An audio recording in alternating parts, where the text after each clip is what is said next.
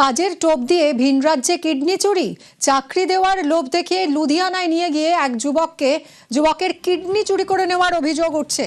কোনো মতে রাজ্যে পালিয়ে আসেন ওই যুবক। এখন বিধাননগর স্টেট জেনারেল হাসপাতালে ভর্তি। গতকাল তাকে দেখতে হাসপাতালে যান স্বাস্থ্যমন্ত্রী শারদ মুখোপাধ্যায়। অনুপের সঙ্গে কথা বলে আরো ডিটেলে জানবো, অনুপ ঠিক কি অভিযোগ করছেন এই যুবক, স্বাস্থ্যমন্ত্রী বা কি বললেন?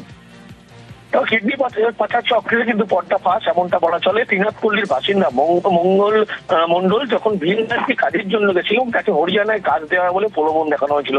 এর পরবর্তী ক্ষেত্রে তাকে নেশা করিয়ে কিন্তু তার কিডনি বের করে নেয় বলে এমনটা অভিযোগ। এবং জানতে পারার পরবর্তী ক্ষেত্রে বিধাননগর দক্ষিণ থানায় যখন অভিযোগ দায়ের হয়, সেই অভিযোগের ভিত্তিতে ইতিমধ্যেই যে মিডিলম্যান ছিল প্রভাস মন্ডল, তাকে কিন্তু গ্রেপ্তার করেছে এবং সুকান্তনগর এলাকা থেকে তাকে গ্রেপ্তার করেছে বিধাননগর দক্ষিণ থানার পুলিশ।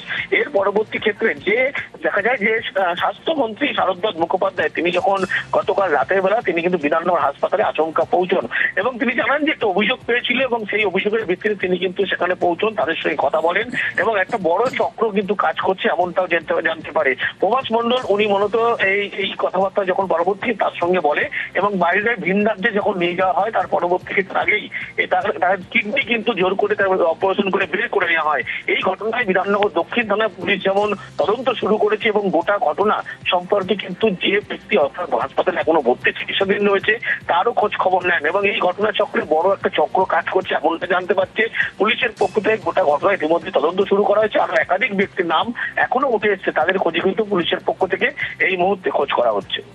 ধন্যবাদ অনুপ।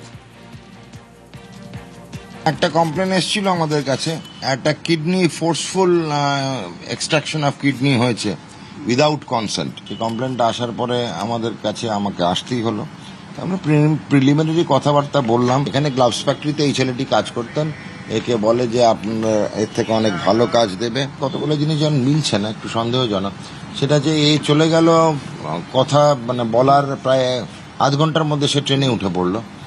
কোনো জামা কাপড় বাড়ির লোক নিজেও বলছে কিছু না নিয়ে গেছি।